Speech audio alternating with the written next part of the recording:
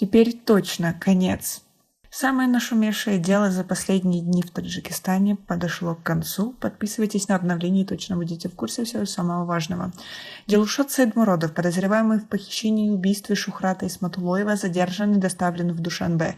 Эту информацию подтвердил источник в силовых структурах. Дилшот Саидмуродов, Дилшади СБ или Дилшот Красавчик, рассматривается властями Таджикистана как лидер преступной группировки, похитившей и убившей Шухрата Исматулоева, первого заместителя председателя Альон банка.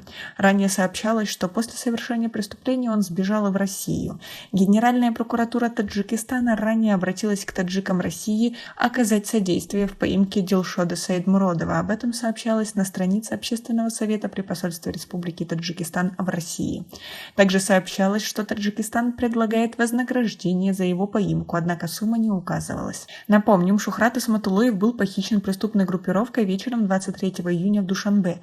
Похитители насильно посадили его в автомобиль марки Hyundai Sonata и увезли в направлении села Шадоп-1, расположенного в сельском совете Чергоп-Варзобского района. В одном из домов указанного села его пытались с применением физической силы, электрошокера, автофена и других средств и впоследствии убили. Затем с целью сокрытия следов преступления скинули тело убитого и автомашину в реку Заравшан на 130-м километре автодороги Душанбе-Чанак. Тело нашли спустя почти 2 месяца. Генпрокуратура Таджикистана ранее сообщила, что главарем банды был Дилшот Саидмуродов, и в похищении банкира вместе с ним непосредственно участвовали Рустам Ашуров, Акбар Ахмедов и Шахрух Худжаев. После убийства банкира Саидмуродова и Ахмедов сбежали в Россию, 2 других в Турцию. Ашуров 30 июня из Турции улетел в Молдову, но его туда не впустили. Он выхватил пистолет молдавского пограничника, убил его и сотрудника охраны Кишиневского аэропорта, после чего получил 10 пуль при задержании и скончался в больнице через несколько дней. Перед своим задержанием в Кишиневском аэропорту Ашуров позвонил матери и признался ей, что Исматулоева похитили якобы из-за его биткоинов на сумму $100-200 миллионов США.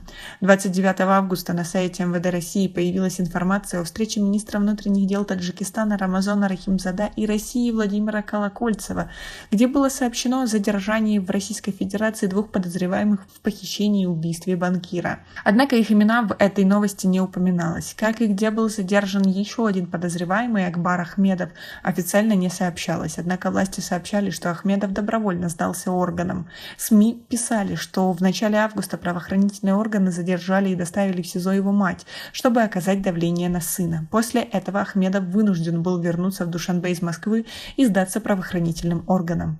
Недавно СМИ также сообщили о его смерти в СИЗО, но Генпрокуратура опровергла эту информацию. Более того, опубликовала в подтверждение к этому видеообращение на своем канале в YouTube. Как вы относитесь к такой ситуации? Как вы думаете, действительно ли виновен этот человек и как его накажут? И как вы относитесь к тому, что такое происходит в Таджикистане? И, наверное, люди думают, что они не понесут наказание за содеянное. У нас пока на этом все. Оцените наше видео подпиской и лайком. До скорой встречи.